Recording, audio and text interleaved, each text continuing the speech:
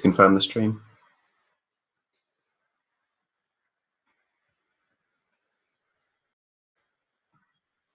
Okay, welcome to the Skills, Economy and Growth Commission meeting this evening. My name's Tim Upton and I'm the Overview and Scrutiny Officer supporting the Commission.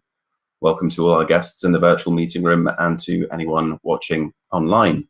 As the Commission at this exact moment is between chairs, I need to go over some basic rules for virtual meetings before moving on to the election of the new chair and vice chair.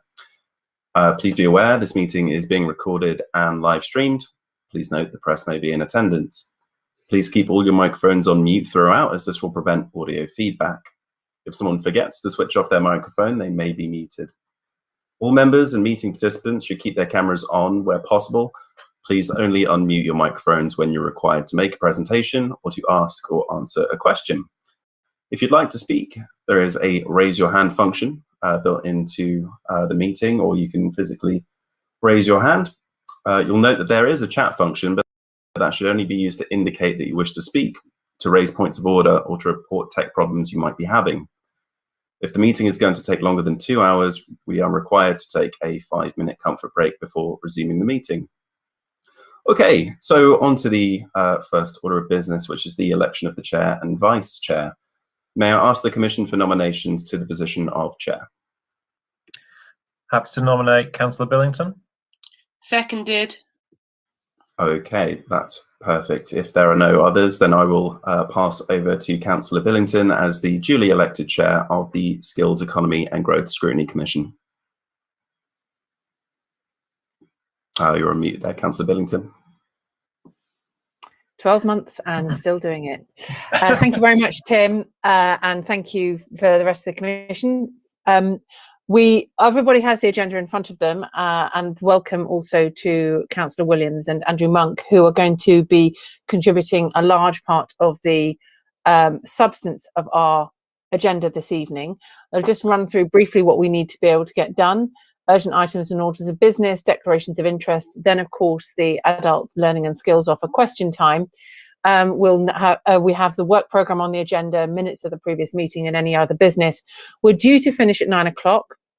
However, we have apologies from Councillor Lufkin, and with only 4 of us here, I think I'm going to propose that we keep the question time period down slightly to give us some wriggle room to be able to extend if we want and need.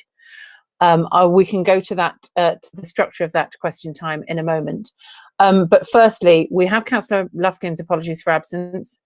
And then we have, I don't think we have any urgent items or order of business. Is there anything else that we need to include that we haven't already mentioned?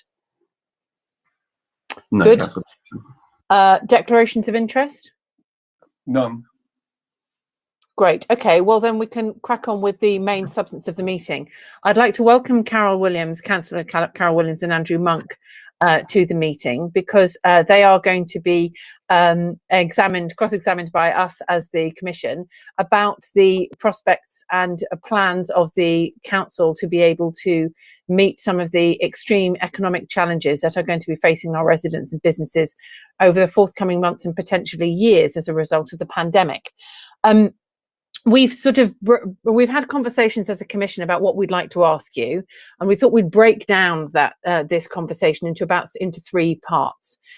Initially, we'd like to talk to you about what the Council knows and understands is the problem, what kind of modelling, analysis and so forth of the scale of the problem that may be not just existing now, because obviously that data is in front of us, but also in the future, as we're anticipating nationally an uptick in unemployment, potentially more business collapsing, and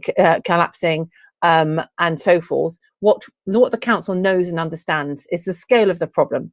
Then I think we'd like to be able to put some real emphasis on what the Council is doing in response to that understanding about the future scenarios that we're discussing. What that means for the future, for the skills and employment offer, what that means for our educational institutions, and what that means for the risks for inequalities impacts and so forth, and how you literally are expected to be able to deliver a skills service in these circumstances. And finally, for the final final section of the meeting, I'd like us to look at what the external drivers are, particularly the decisions by national government and how they impact the local council's administration ability to be able to deal with and tackle some of the challenges that we're facing. So that's broadly speaking the areas we'd like to cover. Different councillors will come to ask different questions, including some of the ones that you already will have had sight of. There might be some follow-ups specifically. I'm going to urge everybody, be you a councillor who is asking questions or somebody who is answering, to keep your contributions short and to the point, because I think we can get through much more that way. I think the opportunity to prepare obviously enhances that, and I have encouraged particularly the Commission to think about what they want to get out of the question, rather than what they whether they need to increase the preamble. And at that point, I'm going to reduce any more, stop any more preamble for my part, and go on to initially the first questions, which are broadly speaking about how we understand the problem. Councillor Race, would you like to open? Yeah, thank you, Councillor Billington. Thank you to Councillor Williams. And, oh, actually, Andrew. Sorry, I forgot this one thing. I wanted to give Councillor Williams an opportunity to just give us a bit of landscape before we went into the questions. Is that all right? Sorry, apologies for that. I forgot that. So thank you for inviting me to the Commission. I think it's really important that we do talk about this. In the last few months, I have come along to the Commission and we have talked about various aspects of the employment and skills and adult education agenda, and so it's really a useful opportunity this evening to give you a comprehensive overview. So we've been focusing, of course, on our employment and skills since 2018, and I think that we have made significant changes since that time, but also in the 2 years prior to that, when we had the mayoral by-election in 2016, and prior to that, the team was actually in Regen, and there was a focus on employment outcomes for Hackney residents, but I think that we have looked and rebranded what they were doing, and it wasn't just a rebranding exercise; it was a wholesale change and a wholesale focus in terms of the corporate approach to employment outcomes for Hackney residents. The Hackney Works team has grown since then. It's developed a number of programmes which you've heard about here before: the apprenticeship scheme, Hackney 100, the supported employment scheme, and most recently how we have wanted to deliver on the Kickstart scheme funded by the government. We wanted to give it a particular Hackney focus in terms of quality pay for anyone on the scheme. We haven't delivered those programmes in isolation. We've had to be able to do it with others because, of course, our reach as a council is limited. And the employment and skills landscape has changed since COVID-19 last year. It's changed quite significantly. Since March 2020, the claimant count has increased. We know that in London, that's 4.8 percentage points. Unemployment is disproportionately affecting young black men in London. The research shows that about 33% of black men are unemployed compared to 15% of white men, for example. The skills funding landscape is quite complex. It isn't as straightforward as it could or should be to enable local government to deliver the skills outcomes that we would like. And so rebuilding an inclusive economy work is going to be all the more urgent in the coming weeks, months and years. In 2016, we started a conversation about how we were going to integrate the adult learning department from what was the Hackney Learning Trust into the council. And we have been able to do so. In fact, the pandemic escalated that, and we were able to do it really quickly to ensure that we could continue to deliver integrated skills and education service such as computer skills, maths, English, ESOL, etc. We've had to do so online, of course, throughout the pandemic under the coronavirus guidance. but late last year, we successfully integrated the services. And I think what that will enable us to do is give it a similar approach to the approach that we have taken with the employment and skills work, and that is creating a pathway. So from those who have low skills to those who may have higher skills, we have got an offer for older workers who might be returning to the workforce, and also those who might be graduating as well but want to enhance and develop their skills. We have just in terms of some of the things that we have done recently, which you wouldn't have heard previously at this commission, we've secured £113,000 from the GLA to enhance how we work with adult learners within this landscape. So that enables us to be able to work with those who are digitally excluded, and we can now provide 200 laptops or Chromebooks or electronic devices to enhance their learning. We haven't actually announced that yet, so this is the first place we are announcing it, and we do want to do so officially. So the news is broken here first. And the funding landscape I've touched on previously, it doesn't come without its challenges. Like the sector, it is complex and it lacks the integration that you might want for a well-developed skill sector. The funding that we receive in Hackney comes from a number of different sources. Even before coronavirus, the further education sector was stretched, having borne the brunt of funding cuts and education cuts over the last decade.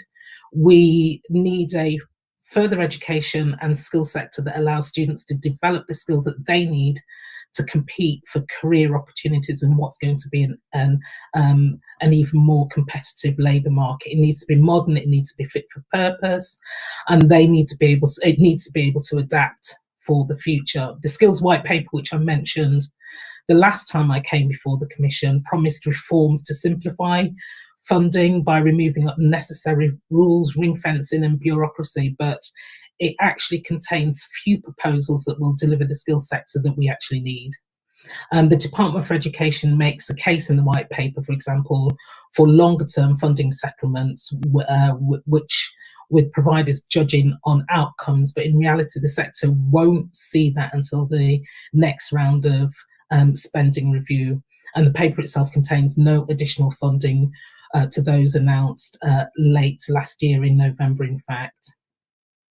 In terms of funding, employment and skills and adult learning in Hackney is funded by a combination of Section 106, AEB, and the majority of which was AEB, and the GLA has recently confirmed funding for Hackney, and the overall budget that we have is 2.3435 million.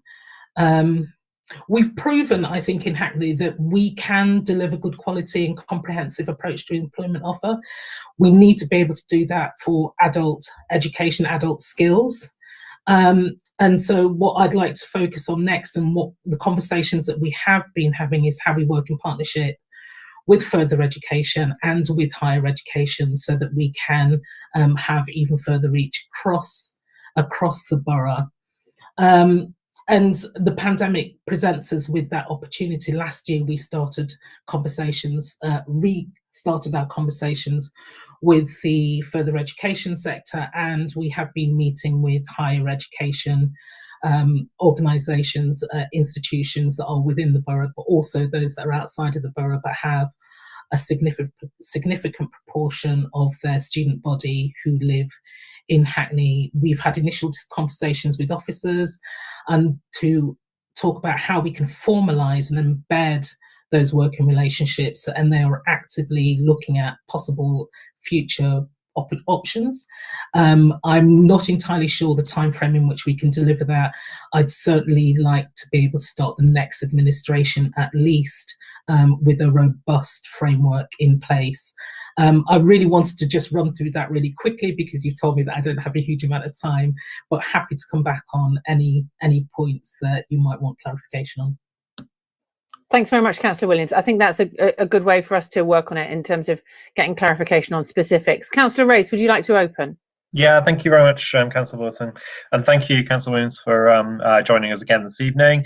I just wanted to start off just in terms of need and modelling, and how the council understands what level of services is necessary both now and in the future.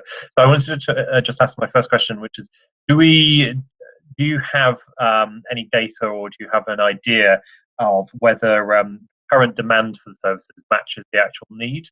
So do we know whether enough, whether people are accessing the services, essentially? Can we direct that to Andrew, actually, Yeah. as the officer who will have the data in front of him? Yes, thanks, Councillor Minton. Thanks, Councillor Race. In terms of need and demand, so we have just I took on the two services were integrated formally on 1st of September, and quite soon after that, we worked hard at developing an evidence base to underpin our decision making about adult learning for some of the reasons you say, Councillor Race, and there was. And that has been discussed quite widely now. One of the things we looked at was the need in terms of qualification levels in terms of in the borough, which we can share with you, of course, the detail. But just to kind of pull out some interesting stats for you, if I may, I'll just get hold of them. We have. So I'm just putting out the relevant stats. We still have a high number of residents, 19% of the working age residents, who have no formal qualification or have a highest qualification of level 1. That accounts for just under 40,000 residents. The reason I mentioned, there are many other stats, but the reason I mentioned that as a statistic is our adult learning funding, GLA stipulates it only can be used for level 2 and below. So what that tells me is that there remains huge need for people to have basic functional skills, so maths and English in the borough. Alongside that, there is a host of kind of wider, both quantitative and qualitative evidence about needs and demand for adult learning. Good examples of this include waiting lists for our courses, for example, ESOL and functional skills and vocational. But I guess the last thing I would say, there's an element also of sort of chicken and egg, that as we begin sort of under Councillor Williams' leadership to have also that focus on vocational skills and pathways into employment, you begin to see demand for vocational skills. And actually what we're seeing with the pandemic, and we're in this artificial situation right now in terms of furlough, where there will be a demand, and we're already beginning to see it, for reskilling. So that is something we're thinking a lot about as sectors such as hospitality and retail begin to diminish, and there is a demand for reskilling in other sectors which remain more resilient. Great, thank you. Andrew, that segues very neatly into my next question, so thank you. So could you just go into a bit more detail about how you model for the future kind of demand? So especially, as you rightly said, we're in a slightly artificial situation with sort of furlough in particular, but sort of lots of businesses being artificially sort of kept afloat. And as government reduces and removes those support mechanisms for businesses in Hackney over the coming sort of 6 months or so, what does the council anticipate the demand to be, and how have you come to those conclusions, and what, I suppose, that then leads on to what are the policy responses?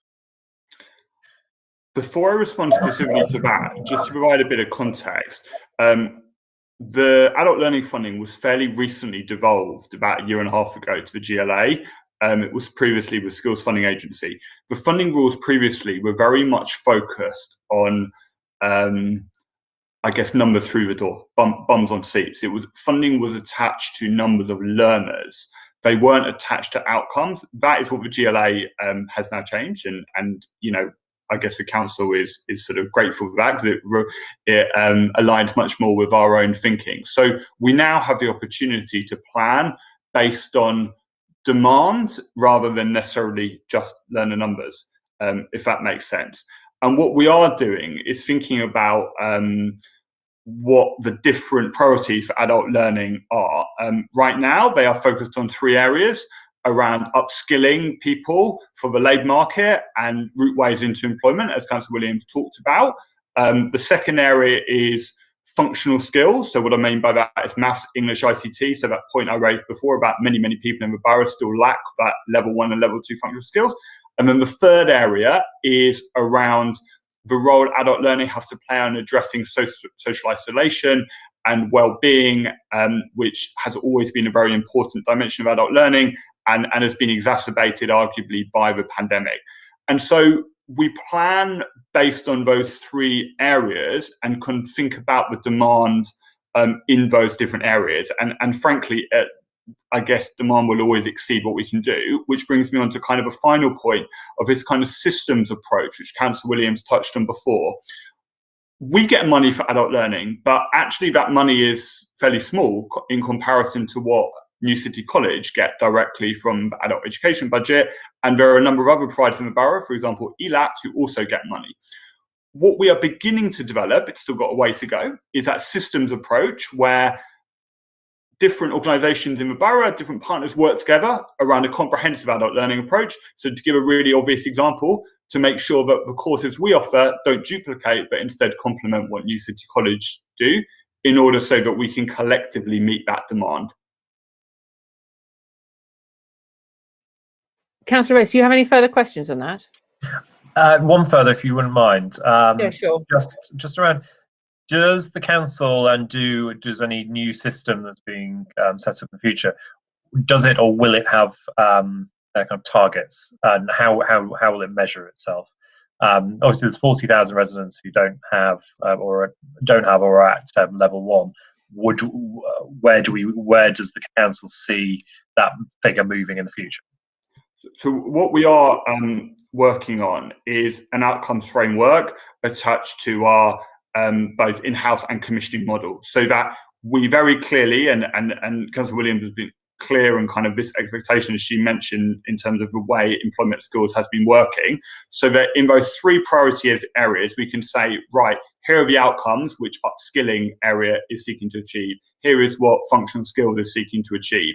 And each of those three areas will have different metrics, if that makes sense. So one of the ones attached to upskilling would be numbers moving into work or signing up for Hackney Works, but the one around well-being and addressing social isolation will have a different set of metrics. And the one around functional skills would have numbers, say, attaining level 2 in maths and English.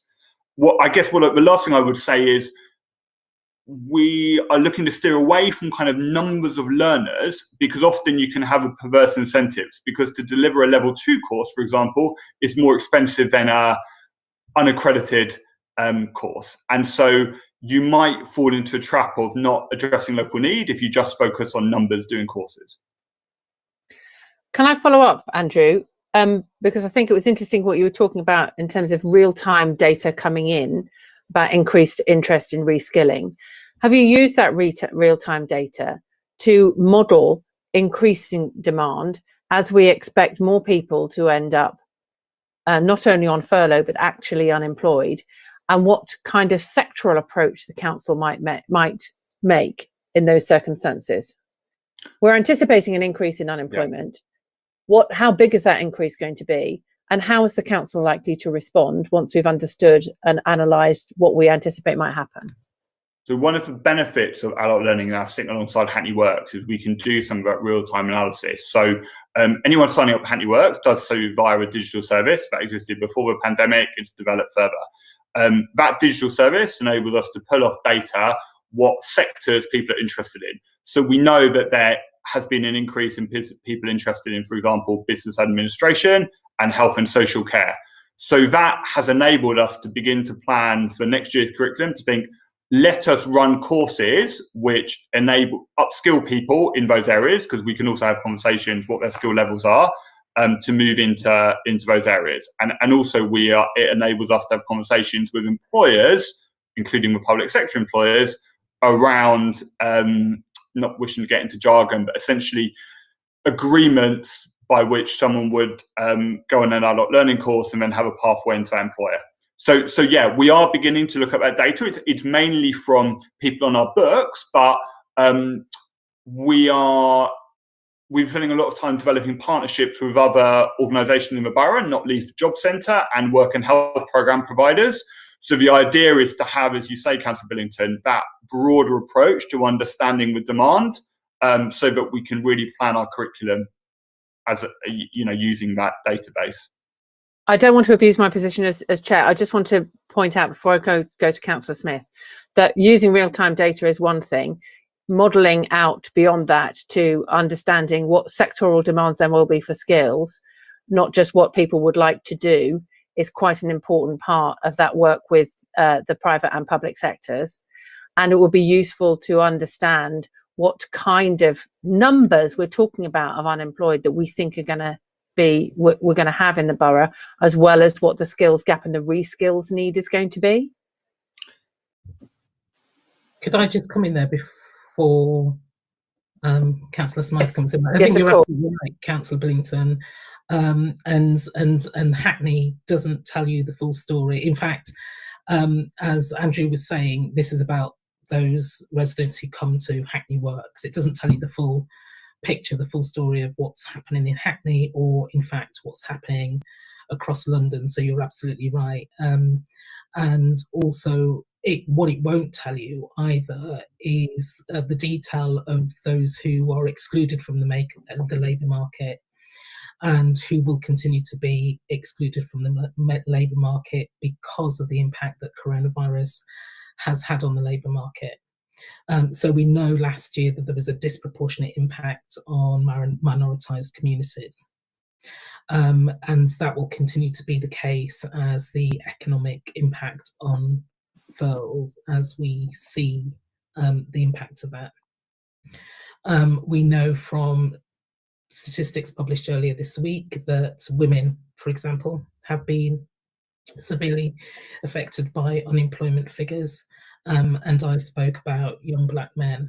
And so we do need to ensure that we have got a robust model that tells us all of this, so that we can provide and prepare our services and our adult skills agenda for the coming year, but also the coming years. And I guess the final point that I really want to make is that without having such a robust model, without understanding also which sectors are affected, we could continue to target and provide opportunities in sectors that are going to be disproportionately hit. So sectors such as hospitality, where there's a significant number of women working, for example.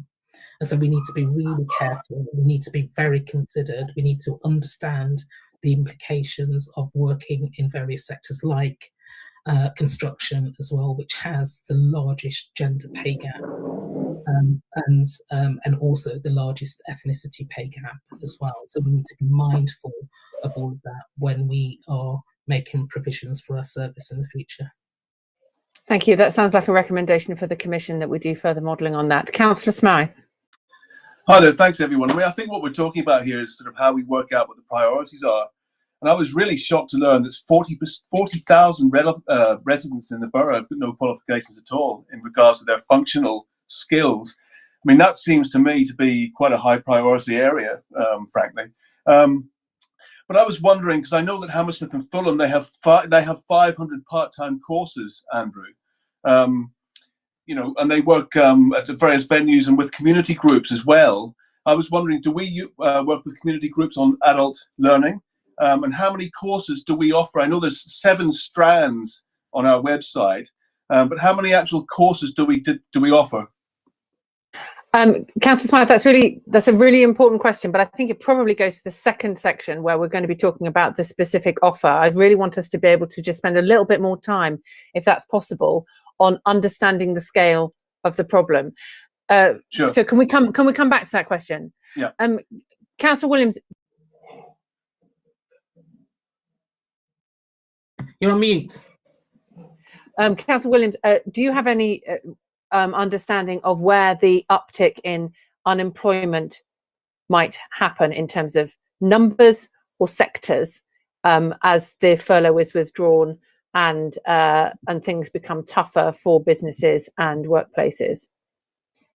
Yeah, I've got so the GLA has highlighted hospitality as well as arts and entertainment, that they are going to be hardest hit, particularly when the furlough scheme comes to an end, and that both sectors will see unemployment opportunities reduced by a further 10%.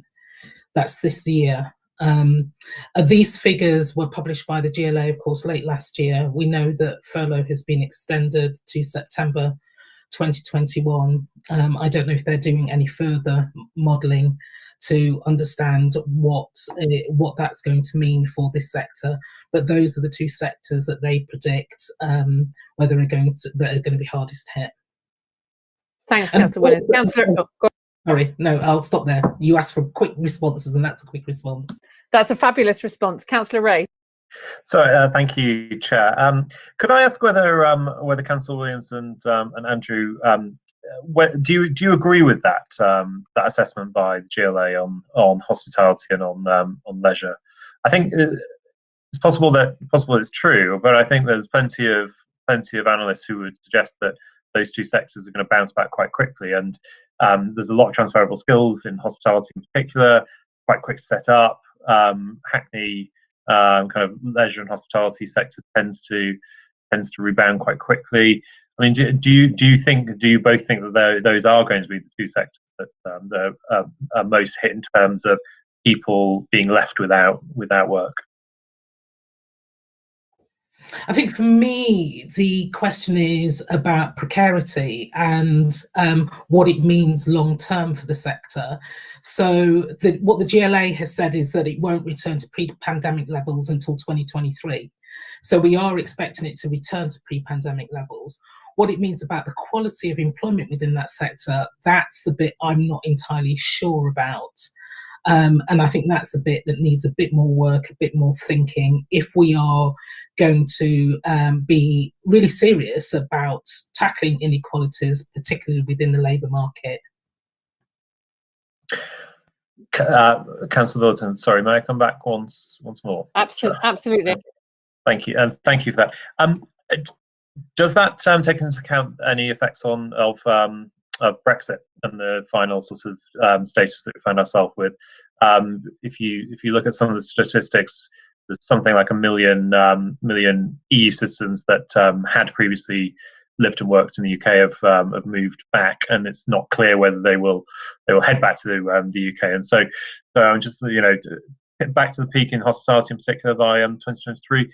Is the workforce going to be smaller anyway? So I'm just trying to dig down whether these are definitely the two sectors that we agree are going to be worse hit, with quite a lot of other context around it. Well, there are analysts who are better skilled at me at understanding, but based on the information from the GLA, what they have said is that they have included Brexit in their understanding of the analysis of what's going to happen across those two sectors as a result of coronavirus. So they have taken into account Brexit as well. But as I say, I'm not I'm the lead member. I'm not the analyst. I'm not the statistician. Thank you. Thank you very much, Councillor Williams. Do you have anything to add, Andrew, on that? All I would add is that certainly when I talk to colleagues in DWP, if you look at their modelling, they are absolutely predicting a major rise in unemployment. Was in the summer, but post furlough ending, and I think it's likely there.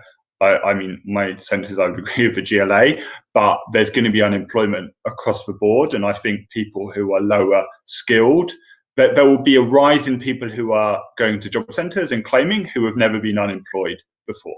There is general agreement on that, and that will mean people who are low skilled and have less experience are going to be pushed further down the pecking order, and it's going to be more challenging. And Councillor Williams' points about having a particular impact on certain equalities groups is something we need to be very mindful of.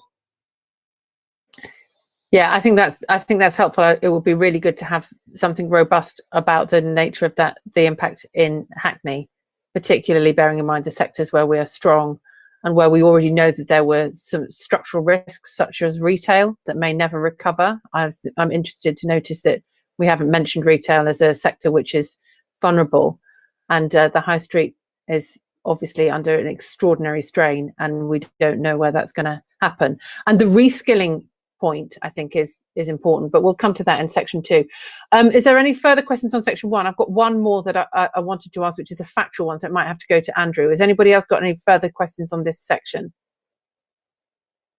Can I simply ask then, Andrew, what do we know about the proportion of Hackney's adult learning and skills offer? How much of that money comes from central government, and how much of the money that we get from central government is ring-fenced to do specifically adult skills? We know that this is a tiny proportion of the council's overall budget, but its impact can be quite profound. We need to sort of understand a little bit about what is within the gift of the council to model and do innovatively, and what is simply, in some ways, almost passported through, and what the challenges are around that in the circumstances when we're expecting this big uptick in unemployment, business collapse, and so forth.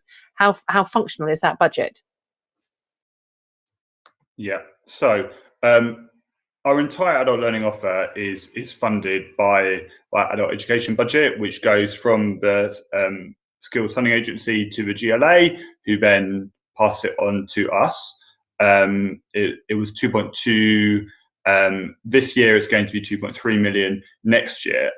Within that, if we're getting techie, there are 2 actual funding sources. If we look at this year, 2.2, there was 1.6, which is very flexible, and there is 0.6, which has to be used for accredited courses. What I would say is the 1.6, which is more flexible, can be used for accredited courses. So traditionally, in the past, often that was used very much for community learning. There is no reason why it would need to be used for that, but there is a need to use the 0.6 for accredited courses. But generally, it's worth noting that the GLA, I'm not sure if slow is the right word, they're being quite cautious with moving to a very outcomes-based system, because they've been worried about destabilising the sector, particularly the FE sector, who are not used to an outcomes-based system. But that doesn't mean that we as Hackney can't put a more rigorous outcomes-based system in it ourselves, if that makes sense. That's great, and that's very helpful. And I think it goes very smoothly to the next section, which I think Gilbert is going to ask the questions first, and then Sam's going to follow on afterwards. Gilbert, would you like to open on this section about how the council is responding to what you understand is the problem, and how you're using that money wisely? What difference is being made to the nature of the offer as a result of what we're anticipating to happen? Gilbert. Okay, thank you, Chair. Yes, so just what executive and fiscal decisions can be made to provide adequate support to unemployed adults in the borough, and also what can we do to encourage employers to train their workers, because at the moment there's a real underinvestment in adult training in general. Thank you.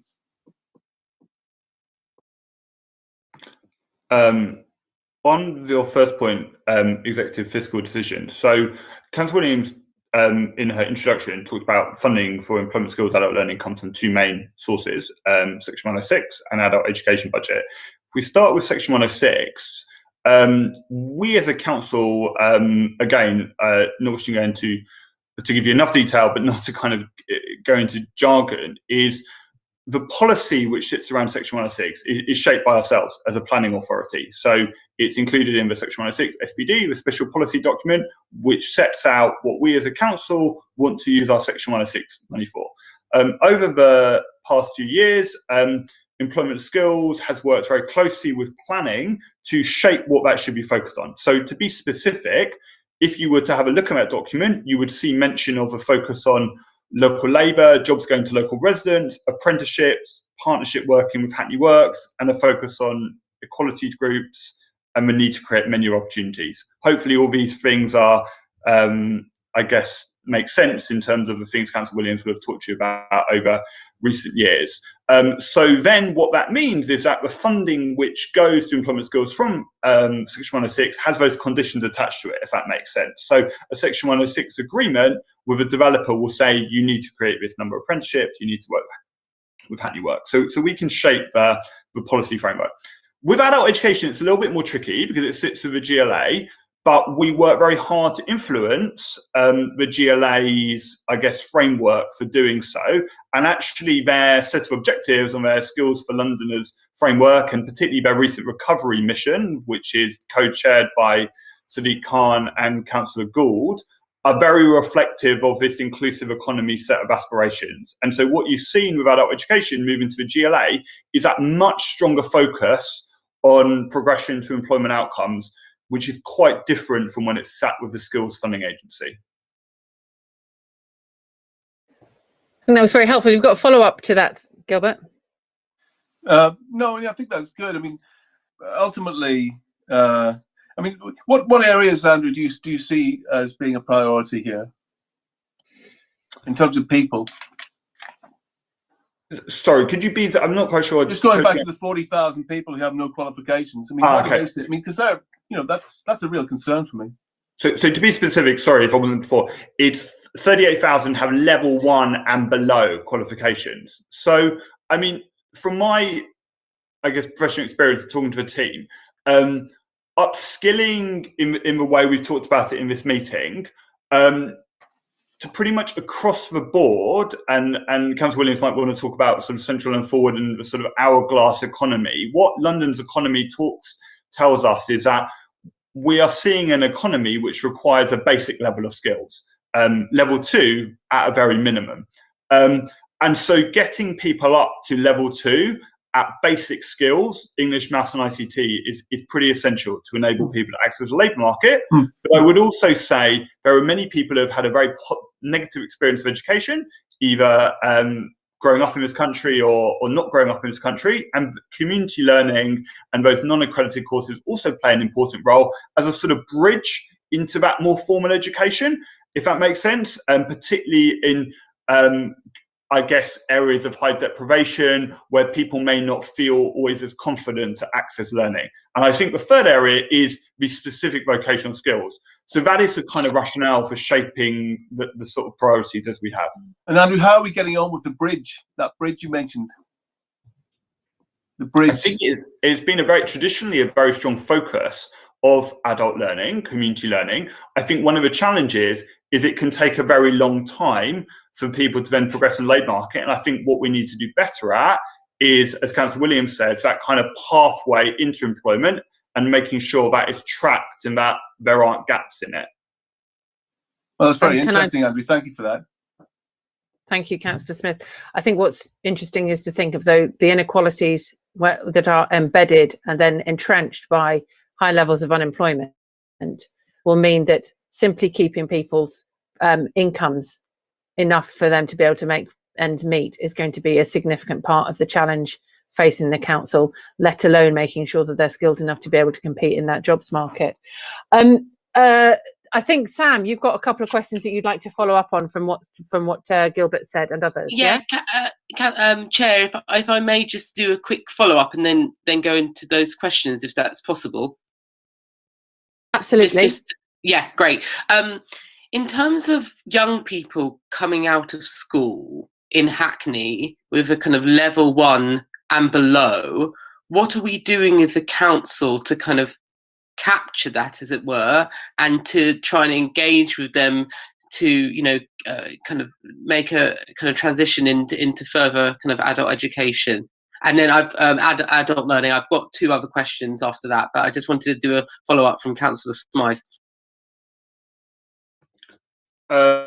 Yeah, I'm glad you asked that question, Councillor Palace. So since the summer, the Mayor and Councillor Williams are very keen for us to think about 18 to 24-year-olds, and we've been working with New City College, B6, Job Centre ourselves to create a youth hub, essentially, with a very strong focus on adult education alongside the Kickstart work Councillor Williams mentioned and employment support.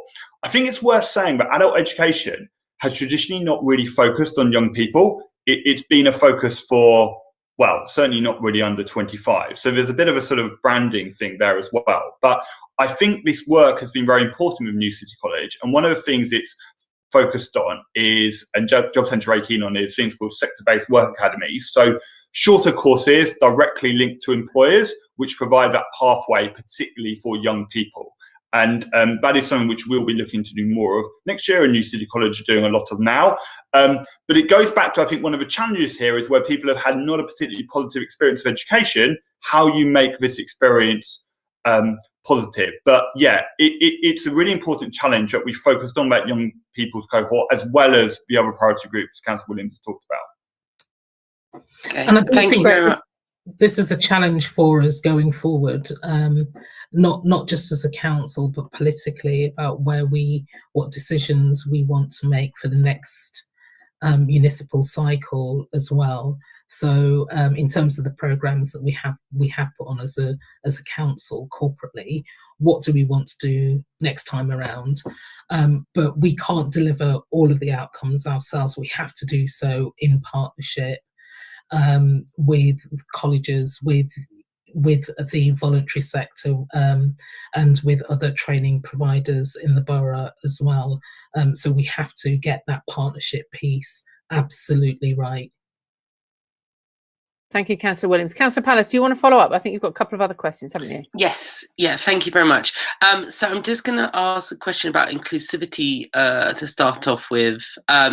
So in terms of kind of funding provisions and in terms of decisions that need to be kind of made to ensure that kind of Hackney's adult learning offer is administered in an equal and fair way and doesn't affect minority groups. So just wondering what we are kind of doing in terms of that. I know it's been kind of mentioned throughout responses, but it'd be good to just kind of drill into that a bit further. Thanks. And I think Councillor Smythe before as well mentioned kind of community groups. So the model which we do with adult learning is part delivered in-house, but the majority is commissioned. One of the reasons why the service commissioned, and when we say commissioned, we really mean primarily smaller community-based providers, is for the point you mentioned, Councillor Palace, to make sure that we've got that reach into different parts of the community. I just wanted to highlight a few examples of different providers we commission in order to reach different parts of the community. So we commission Mind and Core Arts with a particular focus on residents with mental health needs. They are often much better placed than us, so the council, to deliver provision. We also have traditionally commissioned particular providers who are better able than the council to engage with the Haredi community. And in terms of locality, we have traditionally aimed to deliver courses very much from a community. Now, this has often been based in children's centres, partly because historically that's where adult learning was in Hackney education. This is an area where we want to look at this coming year. And one of the benefits of the Inclusive Economy strategy, seeing as part of a wider directorate, Stephen Haynes' directorate, is that we've got a real opportunity to look at other assets, such as community halls and estates is a good example. So that is an area of work going forward. Thanks, Andrew. Sam? Yeah, I'll just do one follow-up to this and then go to my next question. But just particularly in terms of the Haredi community, I was just wondering if you can say kind of when that kind of engagement piece started, what it exactly looks like, and kind of in terms going forward, what do you kind of see the future of that work? Thanks. So from my understanding, it's been going for a number of years, and what the team has always been very good at is lots of engagement with providers early doors, well before commissioning starts, so they understand the priorities for the council and that there's ample opportunity for providers to bid and to have a dialogue, with the council about priorities and what they'll be looking to do. That's something we'll be looking to do this year as well. It's sometimes made more difficult by COVID for kind of all the obvious reasons, digital, but it's something we'll be aiming to do because we're well aware that we are just not best placed to deliver that. And we aim to make that access to that procurement framework as accessible as possible. So, we don't want it to be like, central government's work and health programme, where it's for big players. This is aimed at having community-based providers where we do commission. Can I just Great. quickly follow up a Yes. question on that, Sam, if you wouldn't mind? Again, it goes to the issue of the impact of the pandemic. Are you working with those commissioning groups to understand, or those community groups to understand what the impacts might be of employment and so forth, so that they might shape their offer to meet the new need? Councillor Williams is shaking her head. That's not something that has been reported to me. That's why I'm shaking my head. So if it is happening, Councillor Billington, I haven't been made aware of it, and I think it's a really good point that you make, and I think it's also good questions that have come out of that Councillor Palace raises as well. And I do think that we, from this evening's meeting, what we need to do is go away and have a conversation, have a discussion, meet with officers to have a little bit more of a think about specifically the points that you've raised, if that's all right. Yeah, thank you very much. Noted. What I would say is, where the digital inclusion agenda Councillor Williams mentioned and rollout of laptops, part of that has been shaped by providers telling us, examples of where people are facing particular digital exclusion issues, and those laptops won't simply be kind of delivered via our own in-house provision, but also via commission providers. But yes, there's a lot more to do in terms of dialogue, in terms of their experience of need. Councillor Palace, I think you've got a couple more questions, and then I'll go round to everyone else. So my next question is going to be around digital divide, but I think that's kind of been covered as it were. I was just interested in, are there any groups kind of as it were in the borough, from BME backgrounds, or from other groups that may not be represented, who the council have an aspiration to kind of work with, but aren't necessarily currently kind of working with, and kind of what work is kind of being undertaken, as it were, to kind of map that out? Do you mean adult learning, as a whole? Yes, adult learning as a whole, if possible. Yeah, thank you.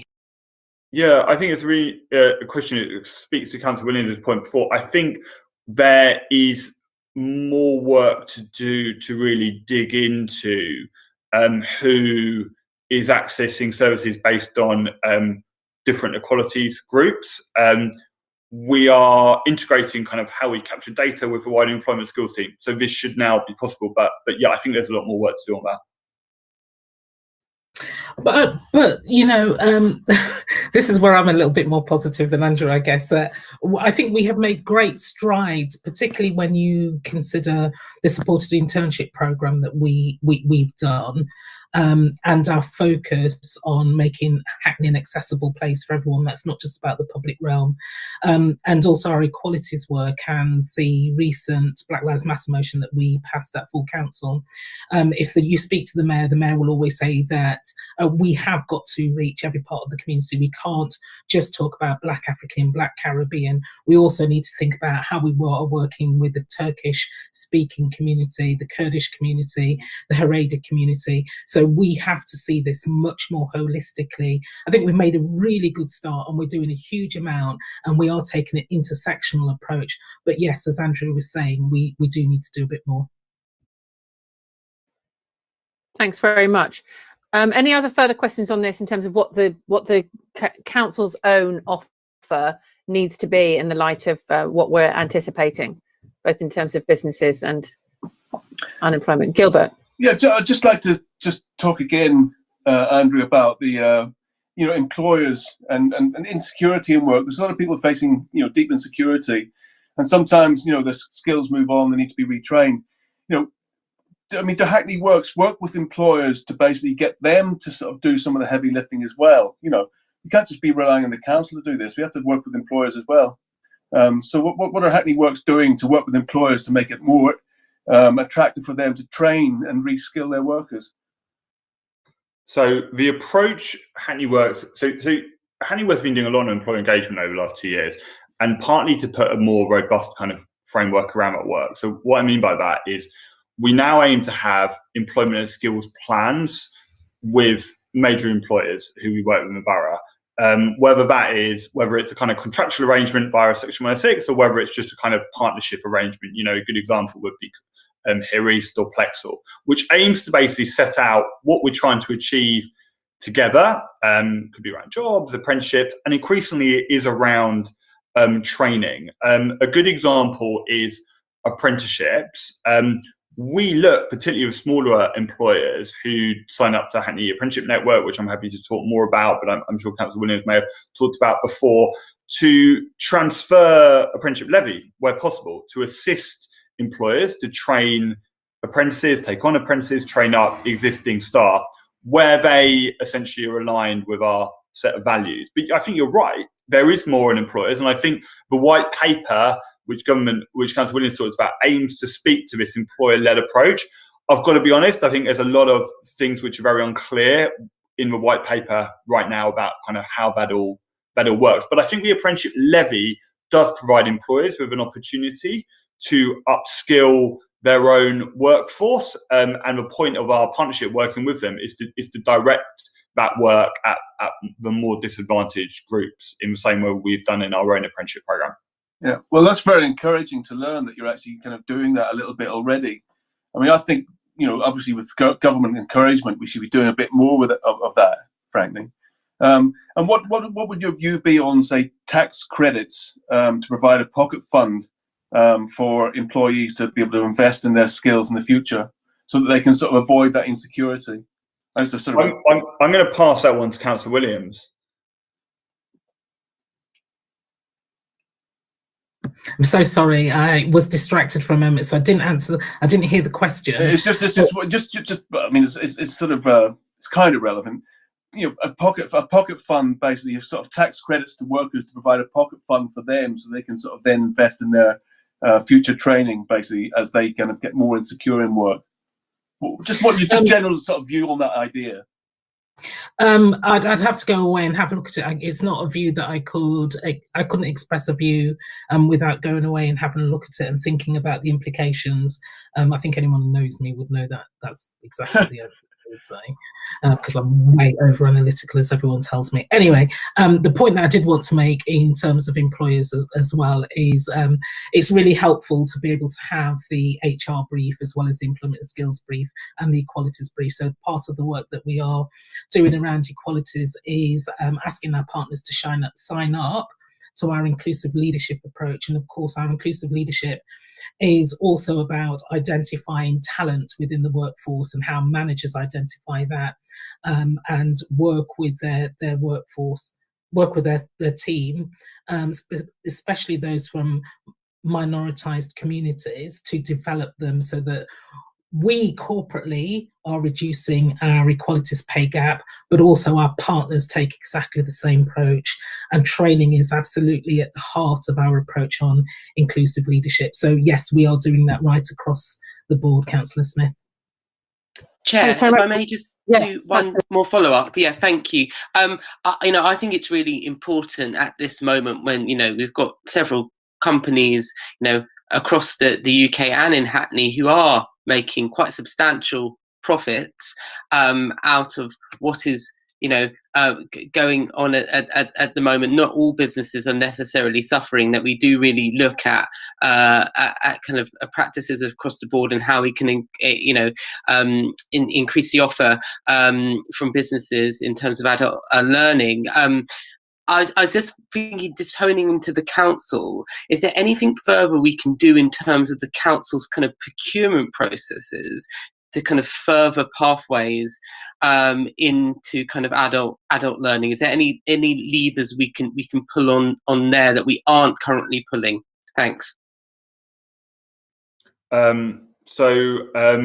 as was touched upon in a session we had about apprenticeships with various members attended, under the kind of framework of inclusive economy, we've been doing increasing amounts of work with procurement in the same way we have for a longer time with Section 106 and planning, to put really robust employment skills plans in place. So using the sustainable procurement strategy to basically say, here's what we're looking to achieve via our supply chain in terms of jobs, apprenticeship, but also, as you say, Councillor Palace, increasingly training. And I think now that adult learning sits alongside employment skills, it enables us to push on that more. I think there's some more work to do, but it would certainly be around making sure that there's a pathway in place to high quality jobs. So this point about sector-based work academies is a really, really good example to make sure that we've got training, vocational training, sitting alongside real live opportunities. So one of the things we'd be looking to do is getting the supply chain opportunities signing up to that. And by the way, we're also having that conversation with ourselves as a council, particularly as we bring in house. And I'm proud I was actually having that exact conversation with the head of HR yesterday. Thanks very much for that. I'll make one observation on that in particular, is that that's going to be even more important again as we face greater economic challenges. There's a couple of practical questions I'd like to ask in this area before we go on to the final one. We've touched on the digital divide, but I think we probably need to dig into that a little bit more, because obviously it's great we've got this money and that we're allocating these laptops, but this is the practical challenges around delivering skills training while everybody is isolated. We know how the pressures that have been on parents with homeschooling, where they might not even feel confident about their own skills in that area. What kind of impact has social distancing measures had on practically the offer that we can make as a council in terms of skills, and what that means for the frontline people who would normally be delivering it? I think what we'd like to go into that before maybe touching further on the digital divide. So early on in the pandemic, so in April, we had to quickly move as many adult learning courses online as we could. So that was midway through an academic year. And then from September, the requirement was for all, both in-house and commissioned adult learning courses to be delivered digitally. Your point, Councillor Billington, about staff, I'm pleased you asked, because it's been really challenging for staff and tutors, both kind of in the council and for commission providers. And we've needed to put on a fair amount of CPD to do that. Includes training people up to use various platforms, Google, Teams, but it's particularly challenging for certain curriculum areas. For example, ESOL is a big one, because how do you deliver digital skills training where people, their standard of English is not very great, it's not very good. One of the approaches we've taken is integrating digital skills across curriculum areas. So if you're doing maths course or ESOL or vocational training, there's a digital skills bit as part of that. And we've been working increasingly closely with ICT on basic digital skills, but it's an area of we're going to need to do a lot more of. And when we look to next year, we are looking at a blended learning approach, some courses being delivered face-to-face, those being determined by where digital has not worked so well and where there are practical reasons why face-to-face is more important, but also recognising that many people are going to continue want to work, do courses online as well. And obviously we need to look at the public health situation. But yeah, I didn't know, Councillor Williams, did you want to add anything to?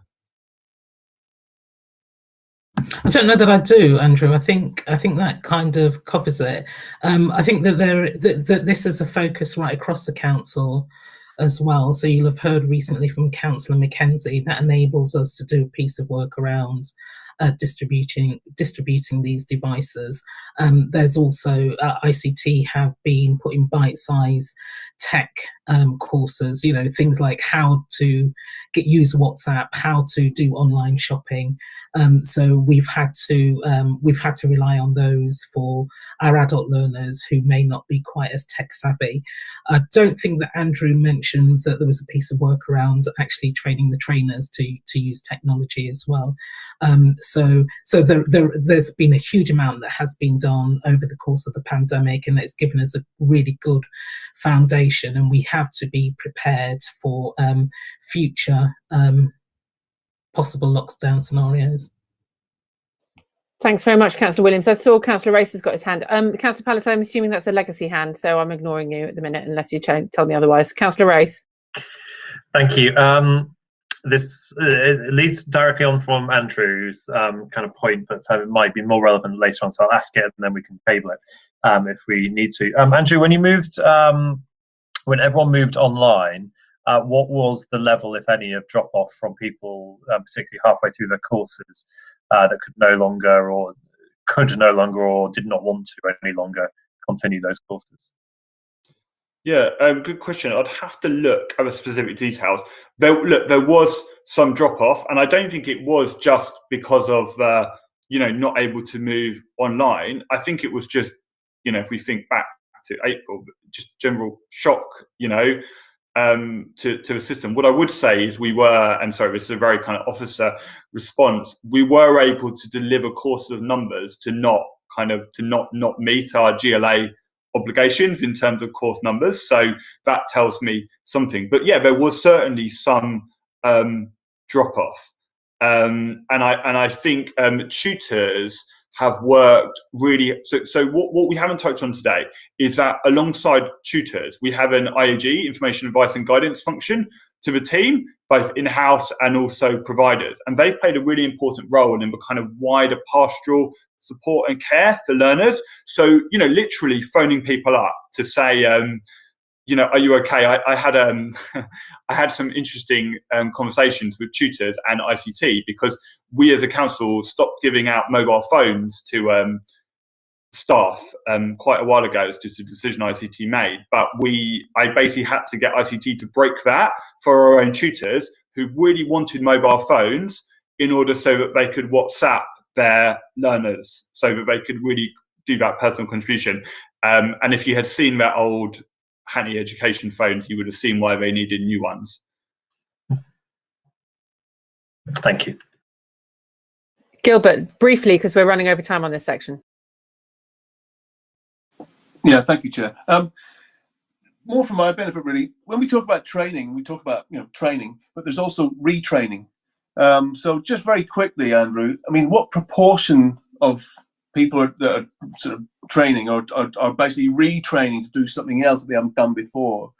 And do we need to separate training and retraining and look at them both sort of slightly differently? I'd just like your opinion. Yeah, so do we separate it? I mean, look, the majority of courses we've been delivered to date has been, and again, there are some kind of techie reasons for this, a qualification level people are not at. So you can't do a level 1 English if you already have a level 1 English, if that makes sense. But whether people are retraining in terms of sectors, I don't necessarily know the answer to, but I think it's something which, as Councillor Williams and I were kind of saying before, we'd look to do more of, given the kind of structural changes to the economy we're looking at. Yeah, great, fantastic, brilliant. Thank you. Thanks very much. Just one final question. I know we're running over on this section about the digital divide and the entrenching of that. We've talked about some examples of how we've been tackling that, which I think is really impressive and helpful to know that. But when we look at the actual amount of money, I mean, you're talking about repurposing, which is great. The amount of money that we have in order to be able to tackle that digital divide, not to put too much finer point in it, is peanuts. I mean, £119,000 for 200 laptops, and we've got 40,000 people without level 1 qualifications and competencies. What sort of scale do we really need to be able to tackle that digital divide if we were, in the land of milk and honey, especially when the digital connectivity is more important than it ever has been? Oh, Councillor Billington. We've lost Councillor Billington. She's left the meeting. I think she's probably trying to put herself on mute. Andrew, do you want to take that? What I would say is it's important, and Councillor Williams and I have talked about this quite a lot, that we really understand the nature of the problem, because actually there are a number of reasons problems of digital divide. Connectivity is one, access to data is one, but also so is kind of motivation, as in, do you even want to get online? Why would you want to? And I think, therefore, sometimes you need money but sometimes you don't, and you just need to be able to do some of the things Councillor Williams mentioned in terms of, you know, basic how-to videos and giving people the motivation to want to go online. We do have resources when we really focus on partnership working. So, sort of speaking on behalf of colleagues in ICT, who I'm sure will be able to tell you in more detail, they've been working really closely with telecoms companies to sign way-leave agreements, is a technical term, essentially social value agreements, to say, look, you can do things in our borough, but we want you to deliver X, Y, and Z, such as better broadband in our estates. So this is where, again, the importance of partnership working comes into our zone, and really sort of channeling those resources, which we don't have, but others, such as, you know, fairly wealthy telecoms companies do. That's very helpful. Thank you very much, Andrew. Unless I've got any further questions, I'd like to go on to the final section, which is what is the impact of government action, and so forth. Can I? Is it okay for everybody if I just lead off on that? I mean, I'm interested to know from you, Councillor Williams, and from you, Andrew. It's a sort of an externality that you just have to deal with. You only get so much money. You have to deal with the framework within which they set. What works that you get from government? I'm expecting a short answer. What works?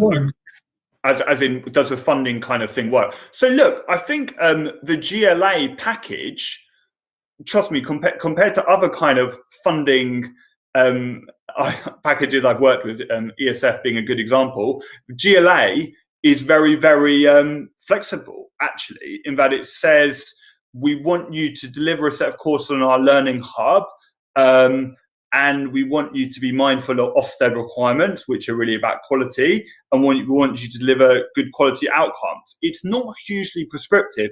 Where it perhaps doesn't work is prescriptions around level 2 and below.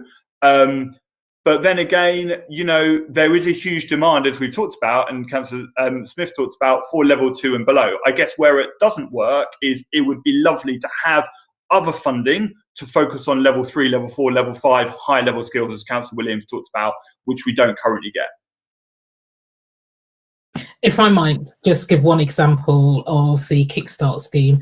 So you have these government announcements to deliver a programme for employment for young people 16 to 25, which on the face of it seems really very good, and it sounds very good. What we've had to do as a local authority is apply our creativity, but also inject additional funding into that programme to deliver a quality programme that will benefit the sort of young people that we have here in the borough, who we know need access and need that first helping hand up onto the career ladder. So the Kickstart programme is only required to pay the apprenticeship wage, which is incredibly low at the lower end. We made a political decision in Hackney that we wanted to pay the national minimum wage, not the London living wage. It would have been ideal if we could have paid the London living wage, but we also needed employers to come on board, and we want to encourage and support employers across the borough to sign up through our gateway organisation that we have set up for Kickstarting in Hackney, and to also pay something that they could afford. And so that was the national minimum wage. We have to enter an agreement with those employers to encourage and hold their hand through that process so that they do that. Ideally, we should have been in a position where we have a government that recognises the benefits of paying a lot more than the apprenticeship wage, to pay to offer at least the national minimum wage for the Kickstart programme, and to ensure that it's a quality programme that delivers quality outcomes for our residents. Thanks very much, Councillor Williams. I'm sort of showing my age here, but I'm thinking about the Future Jobs Fund back in after the global financial crisis in 2008, 9 and 10. How does the Kickstarter programme compare to that?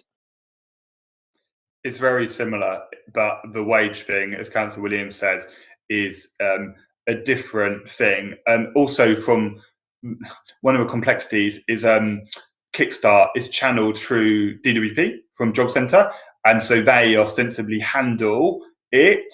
You know, claimants go via that gateway.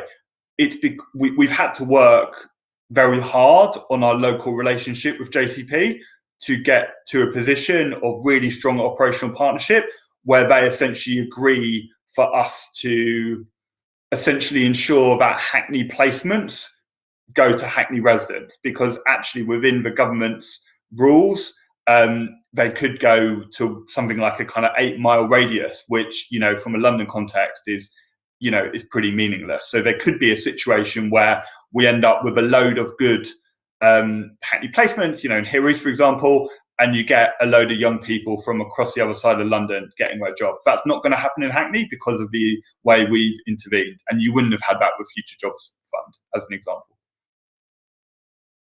Councillor Williams, have you got any comparisons on that you would like to make?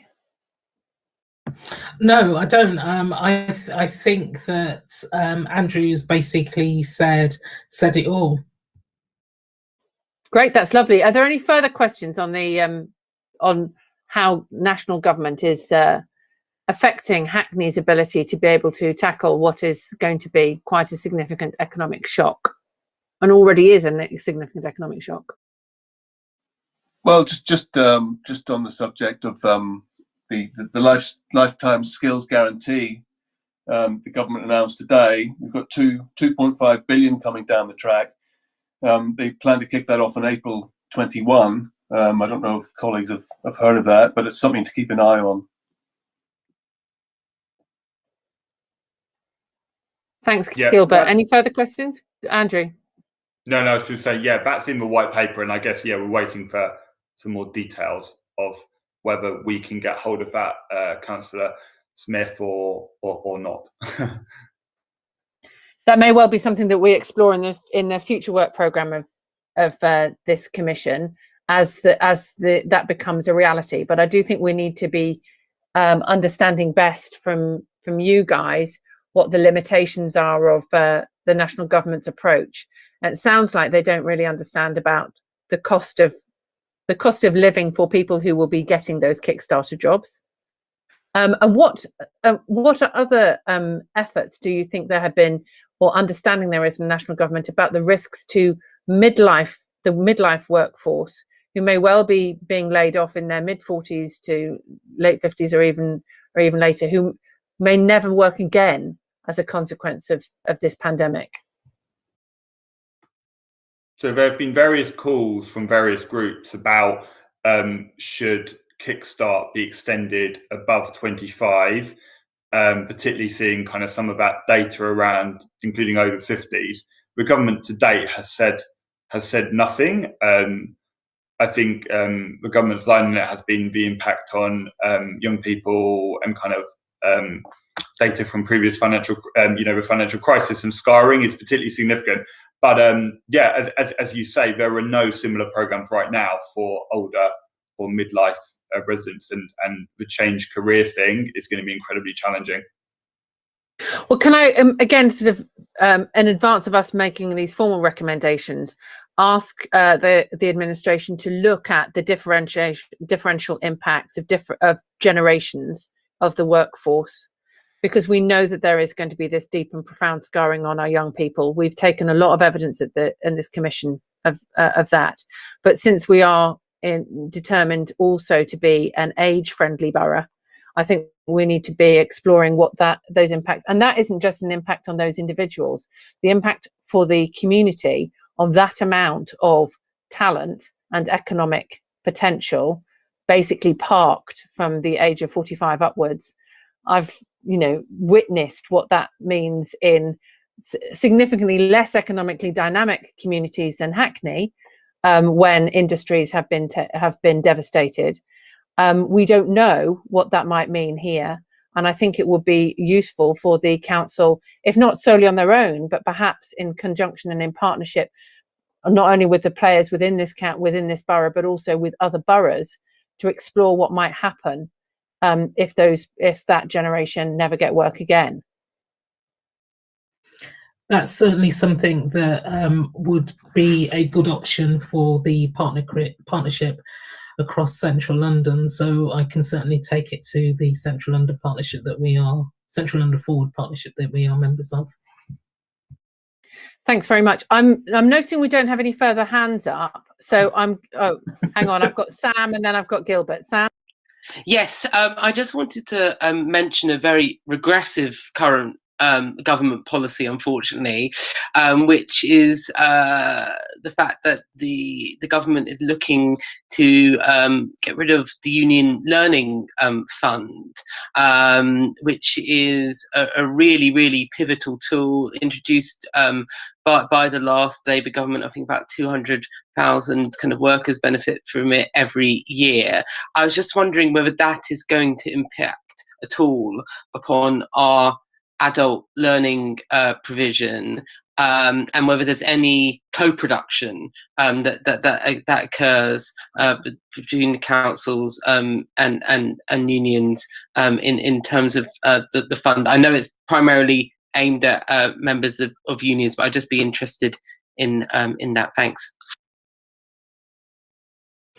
So I guess whilst it's open to members of trade unions, they are residents of boroughs across London, and so with the slashing of funding to the Union Learning Fund, that could potentially, especially when you take it into account the points that Councillor Billington's just made around workers in their 40s and 50s and the long-term impact for them. It's a serious oversight of the government, but then they do have a tendency to overlook the economic impact of many of their decisions. We have we not, passed a motion as a council on the Union Learning Fund. I think that is the right thing to do. I think that there is an opportunity for us to follow up the work that we did this Heart Union Week, and to partner with the trade unions to see what more we can do in partnership with them, not just over campaigning about the possible end, potential end, the future end of the Union Learning Fund, but what we can do more broadly in terms of our own adult learning programme. Thanks very much, Councillor Williams. Last question to Councillor Smith, and then I'm going to wrap this up. Yeah, thank you, Chair. This is one for Andrew. Andrew, I noticed there's a bit of a gap. You mentioned that level 3 and above, there's a bit of underfunding there. Am I correct there? Is that what you said, Andrew? Yeah, so this has been a lot of back and forth with GLA. GLA made some allowance this year, pandemic year, for a small amount of funding for 19 to 23-year-olds, level 3. But it's absent, and there is particularly, I guess, an issue given that we know from the data that many jobs in central London require level 4 and above. So it's definitely a gap. So, Chair, could we make a recommendation there? Is that possible? What would be the recommendation, Councillor Smith? Well, just to work with colleagues in the GLA and the government to basically recognise that there's a gap there, that we need more funding for those areas. Well, it's certainly been minuted and noted, and then we'll look at it when we get back to the commission, to the recommendations of that we come out with as a result of this question time. Okay. Thank you so much, everybody. I think that's been extraordinarily helpful for us to get a real understanding about the state of play in Hackney as to what we know and what we don't know. I don't sound too Rumsfeldian in saying that now we've got some known unknowns, but we might need to come back to you with our recommendations in terms of what we think you need to know in order to be able to shape the programme going forward. And I think we could imagine with our future work programme having a similar kind of conversation with Councillor Nicholson about what this means for business support and so forth. Obviously, you're very welcome to stay for the rest of the meeting, or we can move on without you. But thank you very much, Andrew and Councillor Williams. Can I add just one last point before I do go? So this will be the start of the first academic year where we've had adult learning in with the employment and skills team. So it's an integrated service. I'd certainly welcome an opportunity to come back to talk to you about the adult learning programme and how we develop that, and to get your thoughts and your feedback on it as a commission as well. We could do that at any point in the next 12 months, I guess. Thanks very much, Councillor Williams. And we'll be also particularly interested in taking evidence from people who are in receipt of that adult learning programme and the people who are delivering it too. So we'll explore that. I'll talk to Tim about that. We can talk to Tim about that. Thank you very much, Councillor Williams. Thank you, Andrew. Bye. Yeah, no, thank you. Thank you both. Bye-bye. Bye-bye. Thank you. Right, moving on to item 5 on the agenda, which is the Skills and Economy Growth Commission work programme. I think we had a brief conversation earlier about the fact that this has basically come to the end of this municipal year. The next time we will be meeting as a commission will be after the council AGM, and it will be in June. So suggestions for that can be submitted to Tim for us to be able to establish some kind of draft work programme for the future year. But I think we've had some specific ideas this evening. Councillor Race. Thank you, Chair. I was just going to obviously mention that the group AGM is at the end of March, so there may well be new, and there probably will be new members, additional members at least, coming onto the commission. So just checking the ways in which they can participate and feed into the work plan as well ahead of the June, and whether we might want to get an informal meeting in with the new commission before the first official meeting. Good point. I think we will need to have some kind of informal meeting in order to be able to bring that work programme together and get the insights and suggestions of the new members, which we do expect to have after March. Okay, and in that context, we'll move on to item 6, which is minutes of the previous meeting. Do we agree those as a true record of what went on the 25th of January? Agreed. Agreed. Great.